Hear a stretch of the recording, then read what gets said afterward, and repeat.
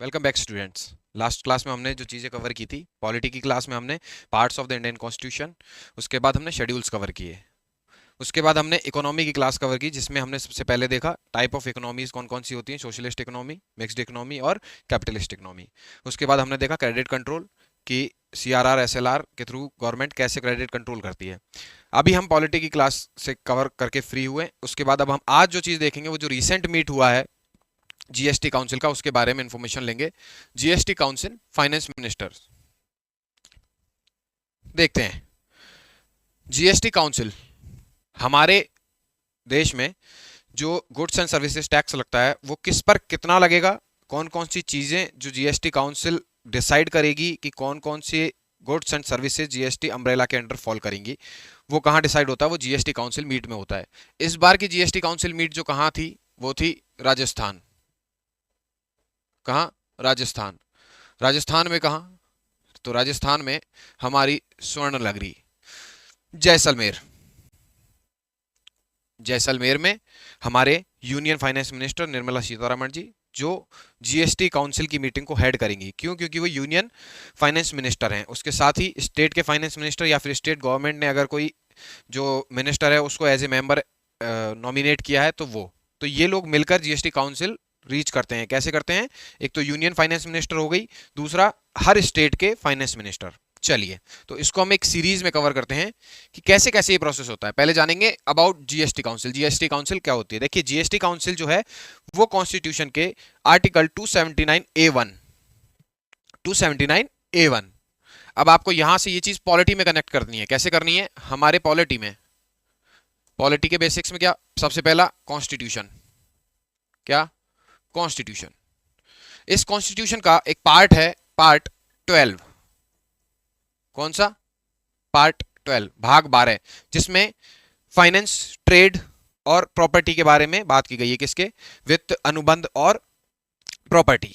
तो जो प्रॉपर्टी वाला मैटर है, मतलब कि आपके फाइनेंस से रिलेटेड जितने भी इश्यूज हैं, जितने भी डिसीजंस हैं, वो कहाँ, किस पॉलिटी के पार्ट के अंडर ड्राइव किए गए हैं? वो किए गए हैं पार्ट 12 में, जिसके आर्टिकल कहाँ तक हैं? हमने देखा था 300A तक। ये 300A जो पहले एक मूल अधिकार हुआ करता था, हमने देखा था। क्या? जमीन का अधिकार क्या था? पहले मूल अधिकार था। उसको संशोधित किया गया और कहाँ डाला गया? उसको संविधान के पार्ट 12 में डाला गया। उसको एक संवैधानिक अधिकार बनाया गया। चलिए, तो कहां से पावर मिलती है इसको? GST काउंसिल को पावर मिलती है आर्टिकल 279A1। A1 मींस ए का मतलब क्या होता है? ये किसके द्वारा जोड़ा गया है? संविधान संशोधन के द्वारा। किसके द्वारा? संविधान में संशोधन किया गया इसके लिए, और तब क्या जोड़ा गया है? Article 279A। ए मींस अमेंडमेंट। चलिए आगे देखते हैं, हेड कौन करेगा इस काउंसिल को? जैसा कि मैंने आपको बताया, यूनियन फाइनेंस मिनिस्टर जो हैं वो इसको हेड करेंगे। और कौन है वो? Nirmala Sitharaman. Nirmala Sitharaman is union finance minister. ठीक है, इसके आगे देखते हैं मेंबर कौन कौन होते हैं GST काउंसिल के। पहला, union finance minister of the state finance. State finance मतलब राज्य वित्त। ठीक है। दूसरा, finance minister of the state governments. जितने भी राज्य सरकारें हैं उनमें जितने भी वित्त मंत्री हैं उस राज्य के, वो उसका हिस्सा होंगे। या फिर वो नहीं है तो other minister appointed from the state government. राज्य सरकार द्वारा जो भी आदमी उस काउंसिल के मेंबर के रूप में अपॉइंट किया जाएगा, वो क्या होगा? उसका एक सदस्य होगा। ये डिसीजन लिया जाता है इनके थ्रू। इसका सेक्रेटरीट ऑफिस कहाँ है? न्यू दिल्ली में। तो न्यू दिल्ली में क्या है? GST secretariat office. Supreme court ने एक स्टेटमेंट दिया था। सुप्रीम कोर्ट ने ये कहा था कि जो अपने GST काउंसिल है उसके जो डिसीजंस हैं, किसके? GST काउंसिल के जो डिसीजंस हैं वो राज्यों पर बाध्यकारी नहीं होनी चाहिए। क्यों नहीं होनी चाहिए भाई? क्योंकि उसका कहना था कि ये जो है ये एक रेगुलेटरी बॉडी है, ये कोई एज ए बाध्यकारी निकाय नहीं है। पर मैंने आपको क्या बताया? Union minister of state finance, राज्य वित्त मंत्री। ठीक है। दूसरा, finance minister of the state government, राज्य के वित्त मंत्री। जितने भी राज्य हैं उनके वित्त मंत्री भाग हैं। यूनियन मिनिस्टर जो हैं कौन से? फाइनेंस मिनिस्टर, वो इसके पार्ट हैं। तो ऑब्वियसली यहां राज्यों की क्या हो गई है? राज्यों की भागीदारी है, क्या है, राज्यों की भागीदारी है, राज्य इसमें हिस्सा ले रहे हैं, तो क्या होगा, अगर राज्य इसका हिस्सा है तो ऑब्वियसली डिसीजन लिया जा रहा है तो राज्यों की सहमति से लिया जाएगा। डिसीजन मेकिंग कैसे होती है वो हम समझेंगे कि राज्यों का यहां डिसीजन बहुत इंपॉर्टेंट होता है जीएसटी काउंसिल की मीटिंग में। चलिए ठीक है, आगे देखते हैं। ये आता है जीएसटी, जो डिसीजन मेकिंग है जीएसटी काउंसिल का वो कैसे वर्क करता है। देखिए यहां जो यूनियन है उसका परसेंटेज कितना है, 1/3। यूनियन अगर वोट करेगा तो कितना होगा, 1/3 होगा। लेकिन जो स्टेट्स हैं, जो राज्य हैं वो वोट करेंगे, उनका वोट काउंट कितना होगा, 2/3। टोटल कितना, 1। सुनाओ वोट, राज्य अगर इस फेवर में नहीं है तो क्या होगा, जीएसटी काउंसिल की मीटिंग में वो फाइनलाइज डिसीजन नहीं हो पाएगा, मतलब वो रिकमेंडेशन खारिज हो जाएंगी अगर राज्य सहमति नहीं देते हैं। चलिए ये होगी डिसीजन मेकिंग। इससे पहले जीएसटी काउंसिल की मीटिंग को होने के लिए क्या होना चाहिए, देखिए 50% लोग क्या होने चाहिए, प्रेजेंट होने चाहिए। 50% क्या होना चाहिए, 50% members of the GST council should be present. कहां, मीटिंग को अपॉइंट करने के लिए। मतलब मीटिंग कब तक नहीं होगी, जब तक 50% लोग वहां अवेलेबल नहीं होंगे। इसका मतलब क्या हो गया कि रिकमेंडेशन किसी भी जीएसटी डिसीजन पर और जीएसटी की मीटिंग 50% मेंबर्स का अवेलेबल होना बहुत जरूरी है, तभी वहां वोटिंग होगी, तभी वो मीटिंग आगे फॉरवर्ड वर्क करेगी। ये हमने देखा डिसीजन मेकिंग मैकेनिज्म और कैसे कैसे जीएसटी काउंसिल की मीटिंग हेल्ड होती है। अब इस बारी के जो जीएसटी काउंसिल की मीटिंग थी उसमें डिसीजंस क्या थे। पहला डिसीजन था यूज्ड ईवीज। जो यूज्ड ईवीज हैं, EV means electric vehicles, electric vehicles, उस पर डिसीजन लिया गया। वो क्या था, मान लीजिए कोई नई गाड़ी लेने जा रहा है ईवी, तो उसको जीएसटी देना पड़ेगा। कितना देना पड़ेगा, 5%।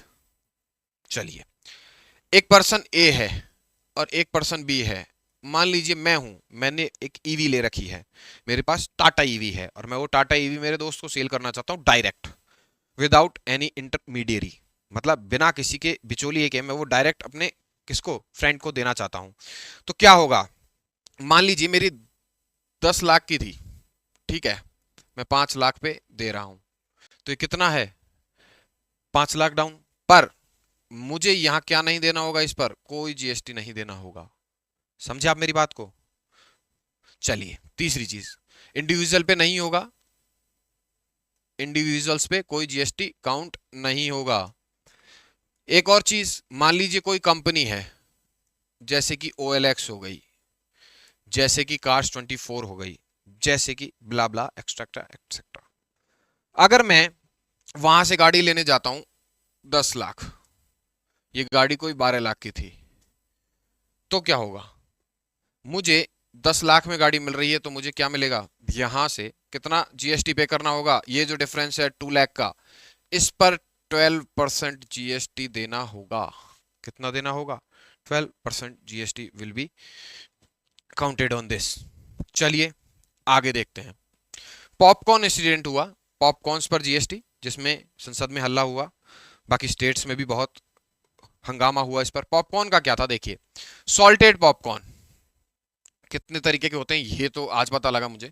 सॉल्टेड पॉपकॉर्न जो हैं उन पर ओपन, जो खुले में हैं, उन पर कितना लगेगा, 5%। क्यों, क्योंकि वो किस कैटेगरी में आ गए, वो नमकीन की कैटेगरी में फॉल कर रहा है, तो उस पर स्पाइसेस लगे हुए हैं, तो वो क्या, 5%। चलिए दूसरा एक होता है पैक्ड, प्री पैक्ड जो है, प्री पैक्ड जितना भी पॉपकॉर्न है, या फिर हम कहें लेबल्ड, लेबल्ड जिसपे लेबल लगा हुआ है, वो पैक किया हुआ है, उस पर कितना जीएसटी होगा, उस पर होगा 12% जीएसटी। एक क्रेमलाइज्ड, जिस पर क्रीम की गई हो, क्रेमलाइज्ड पॉपकॉर्न जिस पर शुगर वगैरह वगैरह ऐड की गई हो, उस पर कितना, 18% जीएसटी लगेगा। तो इस तरह गवर्नमेंट ने इस चीज को बाइफिकेट किया है, इस तरह बताया है कि कैसे कैसे जीएसटी काउंट होगा किस पर, पॉपकॉर्न्स पर। चलिए यहां तक समझ में आ गया आपको, आगे देखते हैं। राइस है, कर्नेल्स हैं और एसीसी ब्लॉक्स हैं, ठीक है, क्या है, राइस है, कर्नेल है और एसीसी ब्लॉक है। राइस पर जो जीएसटी है, किस पर? राइस पर। राइस पर जीएसटी पहले 18% था, उसे कितना लाया गया है? 5%। कौन से राइस पर? Fortified rice. फोर्टिफाइड, जो कि पीडीएस सिस्टम में डिस्ट्रीब्यूट होता है। पीडीएस पब्लिक डिस्ट्रीब्यूशन सिस्टम, जो कि हमारे गांव गांव तक राशन कार्ड के थ्रू राइस चावल हमें वितरित किए जाते हैं, उस तरह के जो चावल हैं उस पर जीएसटी को घटाया गया। कितना किया गया है? 5% कर दिया गया है। लेकिन अगर यही राइस, यही कर्नल्स, यही ब्लैक पेपर, पेपर रेजिन, अगर कोई फार्मर जाके डायरेक्ट मार्केट में सेल करता है तो फार्मर, कौन? फार्मर अगर इसे सेल करेगा तो जीएसटी कितना होगा? कोई जीएसटी नहीं होगा। अगर फार्मर डायरेक्ट जाके मार्केट में इन चीजों को सेल करता है तो कोई जीएसटी नहीं देना होगा। एक इसमें चीज है एसीसी ब्लॉक्स। ब्लॉक बनते हैं किससे? फ्लाई ऐश से। फ्लाई ऐश से बनने वाले जितने भी ब्लॉक्स हैं उस पर कितना जीएसटी होगा? 18% GST will be counted on fly ash blocks. चलिए, पेमेंट एग्रीगेटर्स। पेमेंट एग्रीगेटर क्या होता है? जैसे कि पेपल। पेमेंट एग्रीगेटर्स जो हैं वो क्या हैं? फ्री हैं। किससे? जीएसटी से। पर कितने तक? 2000 रुपए के ट्रांजैक्शन तक वो क्या हैं? फ्री हैं, पेमेंट एग्रीगेटर्स। और पेमेंट गेटवे फ्री नहीं है। पेमेंट गेटवे क्या? रेजोर पे, ये क्या है? पेमेंट गेटवे है। फिनटेक। फिनटेक कौन हो गया? Paytm, PayPal, sorry Paytm, phone पे, ये फिनटेक हो गई है। इन पर भी चार्जेस है। ये गवर्नमेंट ने क्लैरिफाई कर दी चीज। Delivery charges on quick commerce, इस पर डिसीजन अभी पेंडिंग रह गया है। इसको क्या कर दिया गया है? डेफर कर दिया गया है। ये डिसीजन डेफर्ड है कि डिलीवरी चार्जेस जो है आपके क्विक कॉमर्स, कौन हो गया? ब्लिंकिट हो गया आपका। इस तरह के जो क्विक कॉमर्स हैं जो जल्दी आपके पास सामान पहुंचाते हैं, उन पर डिसीजन अभी गवर्नमेंट ने पेंडिंग रखा है, जीएसटी काउंसिल ने पेंडिंग रखा है कि इसके बारे में सोचा जाएगा। एक क्या बनाई जाएगी? कमिटी बनाई जाएगी जिसमें स्टेट फाइनेंस के लोग होंगे और क्या होंगे? यूनियन फाइनेंस के लोग होंगे, वो डिसाइड करेंगे। चलिए, हेल्थ इंश्योरेंस प्रीमियम पर भी बहुत बवाल मचा है। हेल्थ इंश्योरेंस प्रीमियम पर बहुत बवाल मचा है। क्या बवाल मचा है? देखिए, लोगों का कहना है कि आप हेल्थ इंश्योरेंस का जो प्रीमियम है उस पर जीएसटी क्यों ले रहे हैं? सरकार ने हालांकि ये डिसीजन लेकर सोचा था कि हम हेल्थ इंश्योरेंस जो है, क्या हेल्थ इंश्योरेंस, उस पर जो जीएसटी आज की डेट में 18% लगता है, भाई हेल्थ पर जीएसटी क्यों ले रहे हो आप? जो बाकी राज्य हैं उनका ये कहना था कि आप हेल्थ पर जीएसटी क्यों ले रहे हो? ये तो जब राइट टू हेल्थ आया है उसके बाद ये सारी चीजें फ्री होनी चाहिए कि आपको इंश्योरेंस मिले हेल्थ का, ताकि आपके कल कोई प्रॉब्लम हो तो आपको फ्री क्या मिल पाए? सर्विसेज मिल पाए, हेल्थ इंश्योरेंस मिल पाए, आपकी सर्विसेज हेल्थ रिगार्डिंग फ्री हो पाए। तो उस पर हल्ला मचा, तो सरकार ने इस पर क्या लेना था? डिसीजन लेना था कि 18% जीएसटी को कम किया जाए।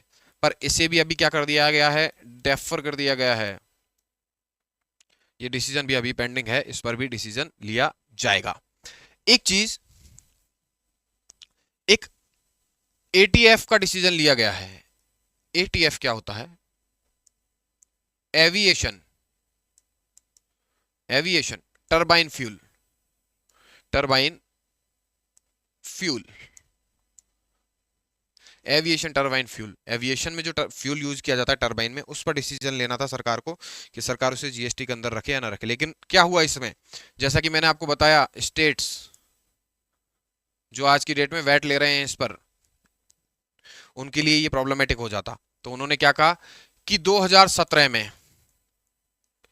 जिन 5 चीजों को इससे बाहर रखा गया, कौन है वो 5 चीजें? देखिए, पहले gas first, second crude oil,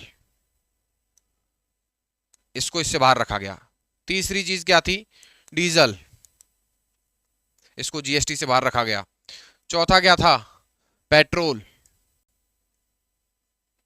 और पांचवा एटीएफ, एविएशन टरबाइन फ्यूल, इसको भी जीएसटी की कैटेगरी से बाहर रखा गया था। तो राज्य इस डिसीजन पर रहे कि ये चीजें, पेट्रोलियम जो है वो किससे? जीएसटी से बाहर रहना चाहिए। इसलिए गवर्नमेंट ने क्या किया? इसको जीएसटी से बाहर रखा। एक गवर्नमेंट ने डिसीजन कैलेमिटी पे भी लिया। कैलेमिटी सेस जो लगता है उस पर डिसीजन लेना था। कैलेमिटी क्या होती है? कि आपदा।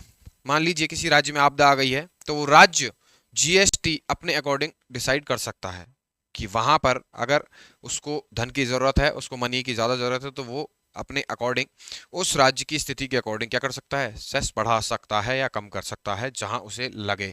तो ये किस पर छोड़ा गया, स्टेट्स पर छोड़ा गया कि स्टेट कैलेमिटी के टाइम पर अपने यहाँ पर जो सेस है वो बढ़ा सकते हैं या फिर कम कर सकते हैं। तो हमने इतनी सारी चीजें कवर की, उसमें हमने क्या क्या देखा कि जीएसटी काउंसिल की मीटिंग कैसे होती है, 50% मेंबर्स का होना बहुत जरूरी होता है, डिसीजन मेकिंग देखी, 1/3 यूनियन और 2/3 किसका, स्टेट्स का पार्ट देखा हमने। 55th मीटिंग जो कहाँ हुई, जैसलमेर राजस्थान में हुई, राजस्थान स्वर्ण नगरी कौन सी, जैसलमेर। किसने हेड किया उसे, यूनियन फाइनेंस मिनिस्टर हेड करते हैं, कौन है, निर्मला सीतारमण। हमने देखा यूज डीवी पर टैक्स लगता है, 3 तरह से लगता है, 5%, एक दूसरा डायरेक्ट सेल करोगे आप एक दूसरे को तो क्या होगा, उस पर कोई टैक्स नहीं लगेगा। और वैसे जैसे हम पेट्रोल कार अगर सेल करते हैं या फिर डीजल कार सेल करते हैं, पेट्रोल या फिर डीजल कार सेल करते हैं तो उस पर कितना लगता है, 18%। एज इट इज किस पर लगेगा, आप किसी कंपनी के थ्रू अगर गाड़ी लेते हैं या सेल करते हैं तो उस पर लगेगा।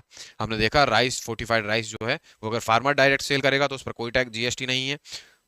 दूसरा 18% जीएसटी था किस पर, चावल पर, वो कम करके कितना ला गया, 5%। क्यों, क्योंकि पीडीएस सिस्टम में डिस्ट्रीब्यूट होता है। ये सारी चीजें हमने देखी हैं। तो इसके बाद अब हम जब नेक्स्ट क्लास में चीजें कवर करेंगे तो वो हम वापस से वहां जहां क्रेडिट कंट्रोल पर हमने खत्म किया था वहां से स्टार्ट करेंगे कि हम देखेंगे आगे पॉवर्टी से स्टार्ट करेंगे हम उस चीज को कि गरीबी कैसे होती है, कैसे गरीबी उन्मूलन कार्यक्रम चलते हैं। ठीक है, तब तक के लिए थैंक यू सो मच।